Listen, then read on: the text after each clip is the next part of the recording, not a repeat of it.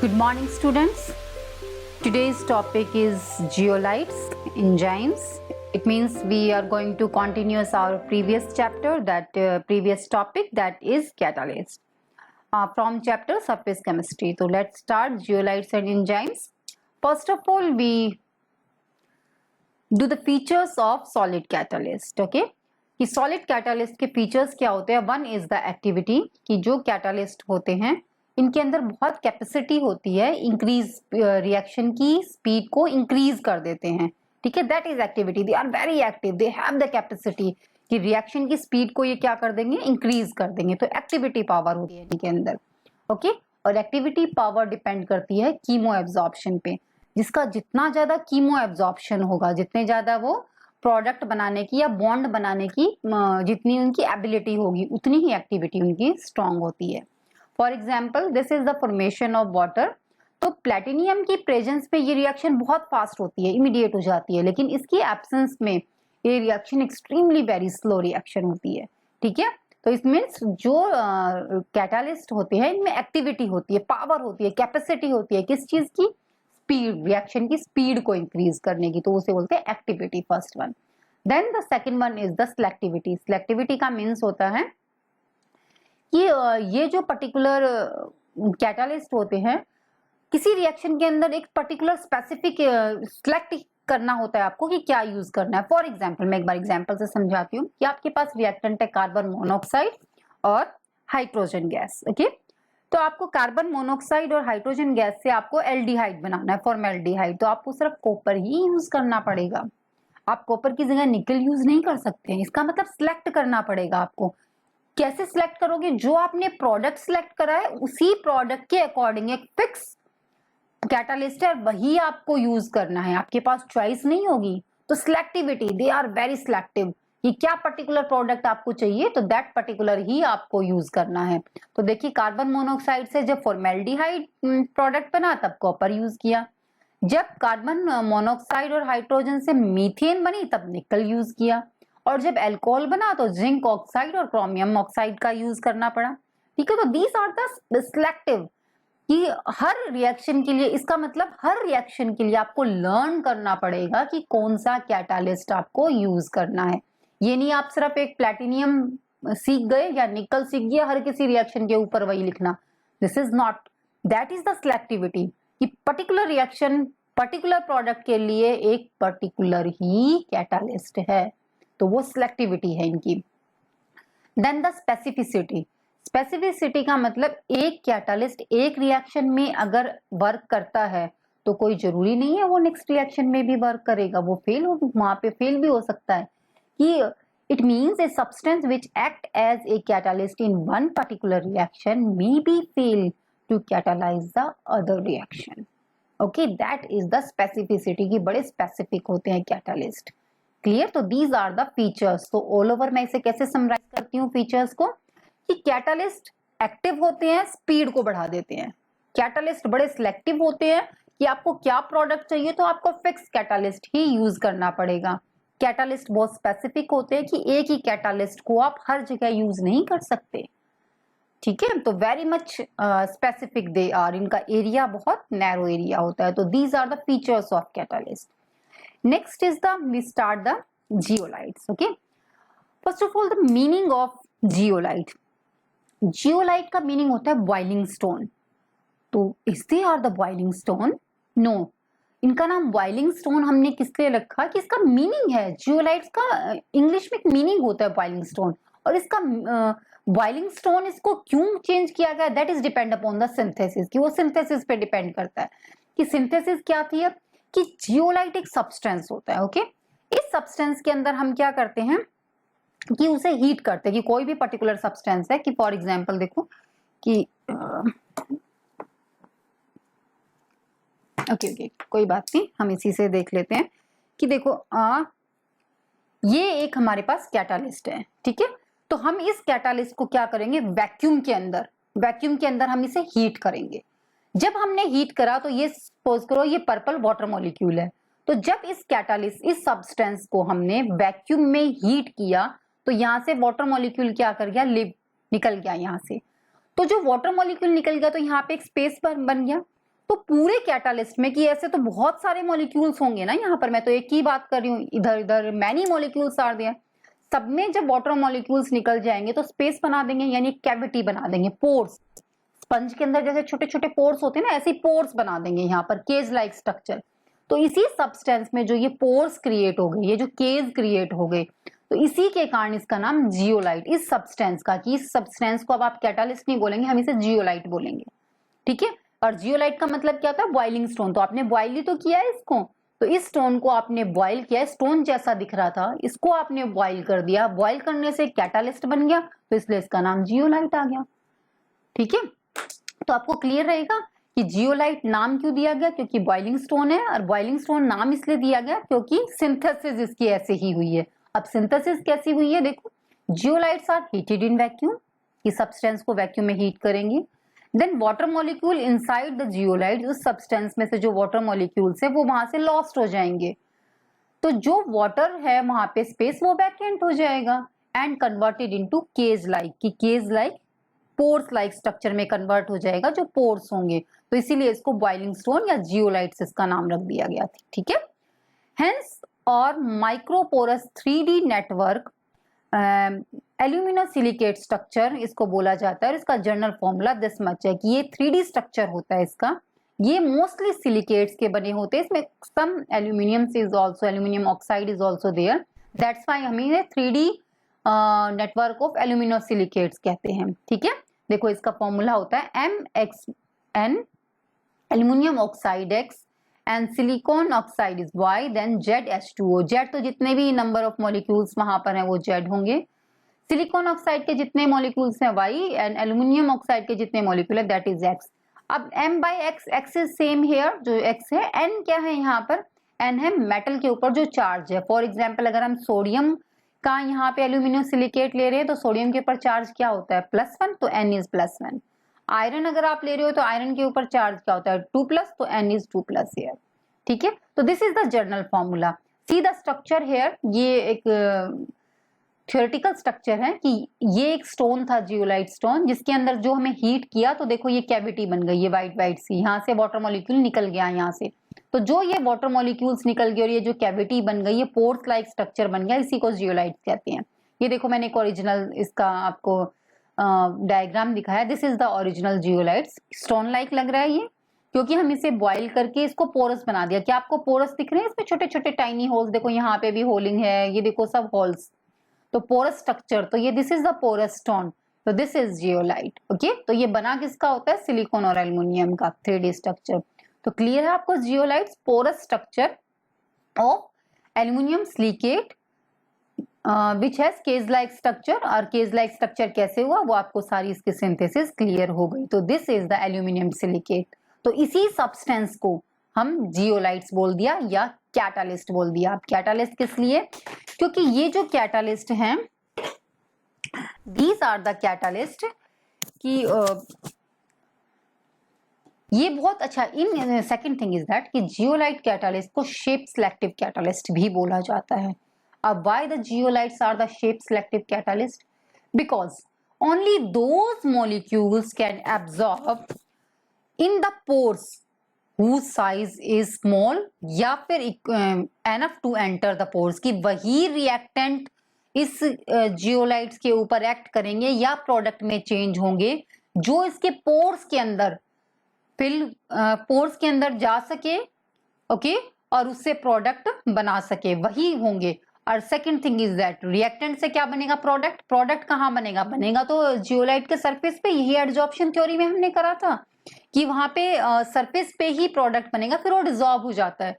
तो प्रोडक्ट की भी शेप वैसी ही होनी चाहिए जैसी इनकी पोर्स की शेप है। तो that's why they are called the shape selective catalyst. तो I can read it, only those molecules, those reactant can be adsorb in the pores whose size is small और enough टू एंटर, वही यहाँ पर zeolites पर act करेंगे। The reaction taking place in the zeolites, zeolites के अंदर reaction होगी। Hence, depend upon the size and the shape of the reactants of the molecule, इसलिए इसके पोर्स के साइज के ही रिएक्टेंट हमें चूज करने पड़ेंगे। तो दैट्स वाई इसे शेप सिलेक्टिव कैटालिस्ट करते हैं कि कोई भी रिएक्टेंट नहीं काम करेगा यहाँ पे, ठीक है। तो देखो मैं आपको इसका एग्जांपल देती हूँ। सपोज ये आपका जियोलाइट है, ठीक है, ये आपका स्टोन है, ये आपका एल्यूमिनियम सिलिकेट है, तो इसका ये पोर है। तो इस पोर के अंदर अगर मैं ये दिस इज कैटालिस्ट, ये मैं रिएक्टेंट डालूं तो this reactant is not going in the pore, ये पोर के अंदर नहीं जा रहा। तो जब ये पोर के अंदर ही नहीं जा रहा तो ये रिएक्शन नहीं देगा, ये रिएक्टेंट प्रोडक्ट में ही चेंज नहीं होगा। But if this is the reactant, ये इसके पोर के अंदर फिट हो जाएगा और जब ये यहाँ से डिसॉल्व होगा तो एक नए ही प्रोडक्ट में डिसॉल्व होगा। This is reactant and product ये बन गया। समझ में आया? तो डिपेंड करता है कि इसकी सिलेक्टिविटी, इसकी शेप के ऊपर सिलेक्टिविटी पे डिपेंड करता है। सिमिलरली कि आप ये वाला रिएक्टेंट यूज कर रहे हैं, this reactant is also not going to be set, ये भी सेट नहीं हो रहा तो दिस इज आल्सो नॉट। तो it is very shape selective कि यही रिएक्टेंट यहाँ पर रिएक्शन देगा बस, और कोई रिएक्शन नहीं देगा। समझ में आया? And why? Depends upon the pores, इसके पोर्स के ऊपर, केज लाइक स्ट्रक्चर के ऊपर। तो that's why we called it the shape selective catalyst. Clear है आपको ये? इन द पेट्रोकेमिकल इंडस्ट्रीज इसका यूज कहाँ होता है? पेट्रोकेमिकल इंडस्ट्रीज में, जहाँ पे अल्कोहल कन्वर्ट होता है गैसोलीन में या डीजल वगैरह बनता है, वहां पे इसका यूज होता है। और सॉफ्टनिंग ऑफ हार्ड वाटर में भी इसका यूज होता है। ठीक है, तो these are all about the zeolite. Next हम पढ़ते हैं एंजाइम्स की। एंजाइम्स क्या होते हैं? ओके, तो देखिए enzymes, what is enzymes here? Enzymes are the biochemical catalyst. ये कौन से कैटालिस्ट है? ये बायोकेमिकल। और बायोकेमिकल का मतलब जो बायोकेमिकल रिएक्शन के अंदर जो सब्सटेंस काम करेंगे। ये जो सब्सटेंस होते हैं ये ग्लोबुलर प्रोटीन के बने होते हैं विद हाई मोलिकुलर मास। समझ में आया? कि जो भी बायोलॉजिकल रिएक्शंस हैं उसके अंदर जो सब्सटेंस उनकी रिएक्शन को स्पीड अप कर दे, वही सब्सटेंस क्या है? कैटालिस्ट है। लेकिन उस सब्सटेंस का नाम हमने एंजाइम दे दिया क्योंकि बायोलॉजिकल रिएक्शन में काम कर रहे हैं। और ये एंजाइम ग्लोबुलर प्रोटीन के बने होते हैं। क्लियर? कि आप आयरन और प्लेटिनियम को नहीं बोलेंगे कि यहाँ पर कि वो एंजाइम की तरह। These are the globular protein enzymes with high molecular मास।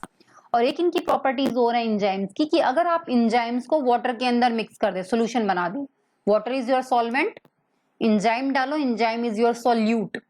तो आपने एंजाइम डाल के उसका सोल्यूशन बनाया तो जो सोल्यूशन बना वो कोलाइडल सोल्यूशन बनेगा। ठीक है, तो this is the property of enzyme. Okay, next is the every biological reaction required different kind of enzyme. Again they are very selective कि एक एंजाइम सारी रिएक्शन नहीं देगा, पर्टिकुलर एंजाइम से ही पर्टिकुलर प्रोडक्ट बनेगा। Hence there are large number of enzymes functioning in living system कि हमारे system में बहुत सारे एंजाइम्स हैं। For example, if there is no enzyme कि अगर हमारे डाइजेस्टिव सिस्टम में एंजाइम नहीं हो तो जो आपने आज खाना खाया है वो 50 साल बाद डाइजेस्ट होगा। 50 years to digest a single meal। तो इसका मतलब कितनी स्पीड ऑफ द रिएक्शन को राइज कर देते हैं ये। इसका एग्जांपल देखिए, दिस इज द ग्लूकोज, इसमें आपने जाइमेज डाला, this is converted into alcohol and carbon dioxide.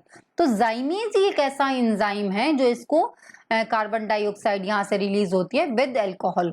अगर आपने जाइमेज नहीं डाला या कुछ और डाल दिया तो वो रिएक्शन नहीं होगी।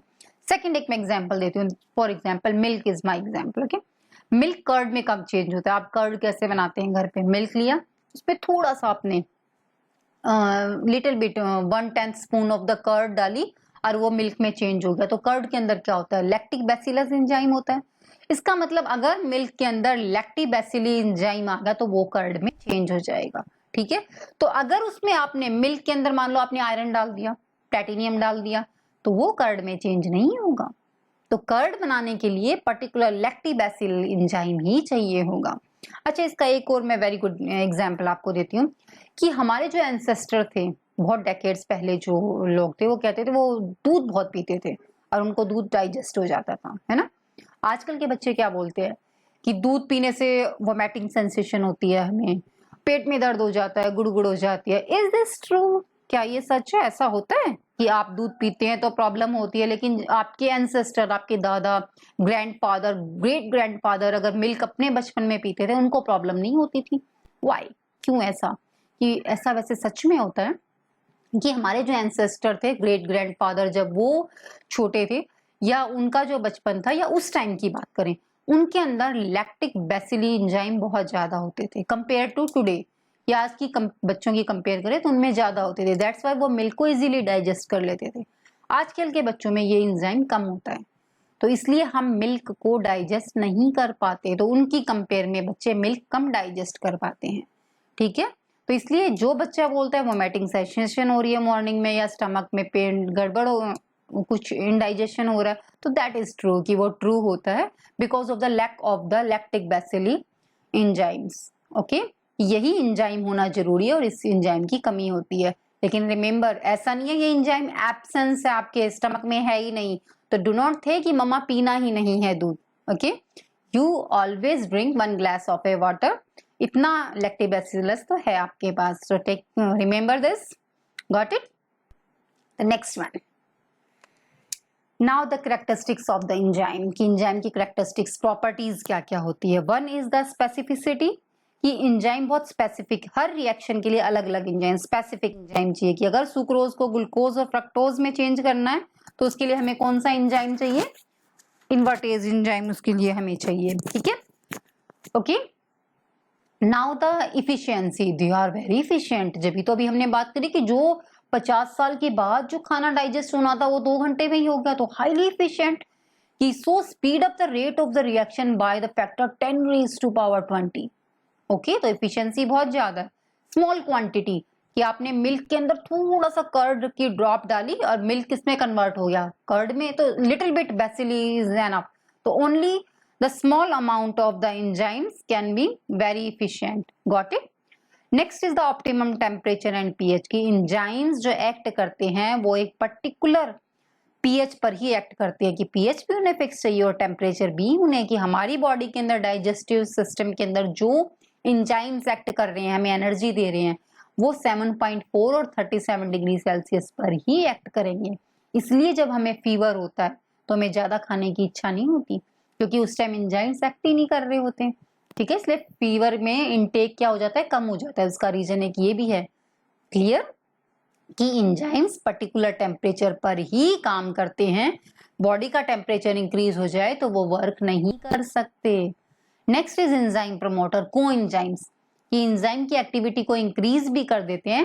For example copper and cobalt, these are the coenzymes, ये को एंजाइम्स होते हैं। ठीक है, next is the enzyme poison, yes, enzyme poison भी होते हैं जो एंजाइम्स को स्लो डाउन कर देते हैं, उसे इनहिबिटर या पॉइजन भी कहते हैं। ठीक है, तो these are the characteristics of the enzymes. Next mechanism of the enzyme, की एंजाइम हमारी बॉडी में बायोलॉजिकल केमिकल रिएक्शन में कैसे एक्ट करता है। ठीक है, तो मैकेनिज्म क्या है, लॉक की मैकेनिज्म होता है इसका। देखो, enzyme are highly specific in their action due to the some specific region are called active site on the surface, कि एंजाइम के ऊपर एक्टिव साइट्स होती है और उसकी एक शेप होती है, जो उसकी शेप में फिक्स हो जाता है ये उसी पर काम कर सकते हैं। ठीक है, shape of the active site of the enzymes is like cavity, कि वो कैविटी की तरह होती है, such that only specific substrate, जो सबस्ट्रेट उस कैविटी में उस एंजाइम्स में फिट हो जाए, और फिट भी क्या, प्रॉपर ओरिएंटेशन से, कि उसकी ओरिएंटेशन भी प्रॉपर होनी चाहिए, वही वहां पर काम करेगा, अदरवाइज वो काम नहीं करेगा। ठीक है, the specific binding leads to the formation of enzyme, की फिर क्या करेगा एंजाइम और वो आपस में जो सबस्ट्रेट, सबस्ट्रेट का मतलब रिएक्टेंट जो भी है, एंजाइम और सबस्ट्रेट एक कॉम्प्लेक्स बना लेंगे। कॉम्प्लेक्स बनाने के बाद फिर प्रोडक्ट, वहां से प्रोडक्ट में चेंज हो जाएगा। प्रोडक्ट मॉलिक्यूल के पास इफिशियंसी नहीं होती, उसकी शेप थोड़ी अलग होती है, तो जब उसकी अलग शेप होगी है तो वो एंजाइम्स के अंदर फिट ही नहीं हो सकता, तो वहां से क्या हो जाएगा, लिव आउट हो जाएगा। तो product molecule do not have the efficiency to the enzyme surface, hence leave out. ठीक है, देखो एक बार रिएक्शन देखो। First, this is enzyme and substrate, enzyme and substrate अगर इनकी फिट हो जाते हैं, साइज इनका ठीक है, तो ये आपस में एक एक्टिव कॉम्प्लेक्स बनाएंगे। This is the active complex, जिसकी एक्टिवेशन एनर्जी बहुत कम होती है, रिएक्शन को स्पीड अप कर देंगे। फिर ये डिकम्पोज हो जाएगा, enzyme as it is and product change हो जाएगा, यानी substrate convert change into the product. ठीक है, एक बार डायग्राम से भी देखिए, दिस इज एंजाइम, ये एंजाइम है और ये सबस्ट्रेट है, क्योंकि देखो ये इसमें फिट हो रहा है एकदम, तो दैट्स व्हाई दिस सबस्ट्रेट, यही सबस्ट्रेट इसमें फिट हो सकता है और कोई नहीं, तो ये सबस्ट्रेट इसमें फिट हो जाएगा, ये एक कॉम्प्लेक्स बना देगा। फिर ये सबस्ट्रेट यहाँ से ब्रेक करके प्रोडक्ट बन जाएगा। अब ये प्रोडक्ट बन गया, अब ये प्रोडक्ट लूज हो गए यहाँ से, यानी बिल्कुल एज इट इज फिट नहीं हो सकता ये प्रोडक्ट, इसलिए प्रोडक्ट यहाँ से निकल जाएंगे, एफिशिएंसी नहीं है और एंजाइम एज इट इज रह जाएगा। Clear the mechanism. लॉक की मैकेनिज्म इसलिए बोलते हैं क्योंकि ये लॉक की तरह होता है, ठीक है, कि लॉक आपका एंजाइम है, सबस्ट्रेट आपकी की है, तो हर एक लॉक पे सभी की नहीं लगती, फिक्स लगती है जो उसकी शेप में फिट हो जाए। देखिए ये एक एग्जांपल देखिए, ये आपका सपोज करो कि दिस इज आप योर एंजाइम, कि ये आपका एंजाइम है, इस एंजाइम के ऊपर यही सबस्ट्रेट, ये आपका एंजाइम है और इस पे यही सबस्ट्रेट एक्ट कर सकता है, ठीक है। अगर इसके ऊपर मैं सबस्ट्रेट लूं थोड़ा बिगर वन, इसका साइज नहीं है तो ये इसमें फिट नहीं हो रहा, तो इसका मतलब ये एंजाइम यहाँ पे फिट नहीं हो सकता क्योंकि इसका माउथ थोड़ा छोटा है, इसके अंदर फिट नहीं हो पा रहा। ओके, तो इसका मतलब इसके अंदर यही सबस्ट्रेट काम करेगा। तो जब ये सबस्ट्रेट इसके अंदर एक्ट कर गया, ये सबस्ट्रेट फिर ब्रेक कर जाएगा और ये दो पार्ट में या किसी और शेप में, किसकी शेप आगे से चेंज हो गई और ये प्रोडक्ट में बदल गया, तो प्रोडक्ट यहाँ पे फिक्स नहीं होगा और वहां से निकल जाएगा, कि फिर ये प्रोडक्ट चेंज हो जाएगा और एंजाइम एज इट इज रह जाएगा। तो इसमें साइट उसकी फिक्स होना भी जरूरी है, फिट होना जरूरी है, और एक ओरिएंटेशन की सबस्ट्रेट ऐसे नहीं इसके अंदर फिट हो सकता, तो उसको प्रॉपर ओरिएंटेशन में भी आना जरूरी है। समझ में आ गया। तो एंजाइम का मैकेनिज्म क्या होता है, कीलॉक मैकेनिज्म, की साइज भी फिट होना चाहिए, ओरिएंटेशन भी प्रॉपर होना चाहिए, तो दोनों काम होने चाहिए। Clear the mechanism. The next one की कैटालिस्ट इंडस्ट्रीज में कैसे यूज होते हैं, हम इसे बाइंड अप करते हैं। अब देखो हैबर प्रोसेस, अमोनिया की मैन्युफैक्चरिंग के अंदर आयरन कैटालिस्ट की तरह काम करता है और मोलिब्डेनम प्रमोटर की तरह काम करता है, ठीक है। अगर ये दोनों नहीं डालेंगे तो रिएक्शन बहुत स्लो होगी। ऑस्टवाल्ड रिएक्शन है अमोनिया की मैन्युफैक्चरिंग। ये देखो 3 स्टेप में अमोनिया की नाइट्रिक एसिड की मैन्युफैक्चरिंग होती है, that is the Ostwald process. इसके अंदर हम प्लेटिनाइज्ड एस्बेस्टोस लेते हैं जो कैटालिस्ट की तरह काम करता है, यानी फर्स्ट स्टेप में। देन मोनोऑक्साइड बनती है, मोनोऑक्साइड से फिर नाइट्रिक एसिड बनता है, ठीक है। तो this is platinum asbestos is the catalyst in the Ostwald process. Next is the contact process, that is the manufacturing of sulphuric acid.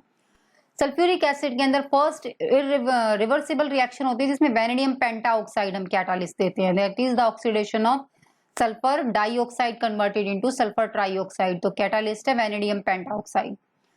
इस सल्फर ट्राइऑक्साइड को फिर दोबारा हम क्योंकि ये गैसियस फॉर्म में होता है तो इसको लिक्विड में लेके आना बहुत मुश्किल होता है, तो इसलिए हम इसमें सल्फ्यूरिक एसिड डालते हैं जिससे ओलियम बनता है, ठीक है। ओलियम से फिर हम थोड़ा डाइल्यूट करके इसको सल्फ्यूरिक एसिड बनाते हैं aqueous. Clear. Next is the Bosch process, that is the manufacturing of hydrogen. This is water gas CO+H2O। Water gas में जब वाटर डालते हैं तो हाइड्रोजन गैस प्रोड्यूस होती है, ये बॉश प्रोसेस होता है। इसके अंदर दिस इज आयरन ऑक्साइड जो है Fe2O3 ये कैटालिस्ट है और Cr2O3 दिस इज प्रमोटर, ये प्रमोटर है जो और रिएक्शन को इनहेंस कर देता है, ठीक है। Deacon process, that is the manufacturing of chlorine. इसके अंदर CuCl2 this is the catalyst, ये कैटालिस्ट है, ठीक है। तो ये पर्टिकुलर इंडस्ट्रीज की रिएक्शन है जिसमें हम कैटालिस्ट यूज करते हैं। रिमेंबर कैटालिस्ट सबकी रिएक्शन को स्पीड अप कर रहा है और पर्टिकुलर रिएक्शन के लिए पर्टिकुलर ही कैटालिस्ट है, कि आपने हैबर प्रोसेस यूज किया तो आयरन यूज किया, और आपने यहाँ पर this is Bosch process use किया तो आपने Fe2O3 यूज किया, कि इसमें आयरन यूज नहीं कर सकते, फिर हर एक के लिए अलग अलग कैटालिस्ट आपको लेना पड़ेगा, ठीक है। तो this is the application, how can you use the catalyst in industries, how the catalyst act as a enzyme in your stomach, how the catalyst act as a zeolite in like a stone like structure, that is aluminum silicate. Okay, so this is the all about the catalyst. So today we bind up the catalyst here to learn these all reaction, इनकी specificity को अच्छे से पढ़िएगा and then correlate to each the mechanism, that is Keloch mechanism and others. Okay, thank you so much students. Thanks for watching this video. Please like and share the video. Please subscribe our channel for more videos of chemistry for class 11th and class 12th. Thank you very much.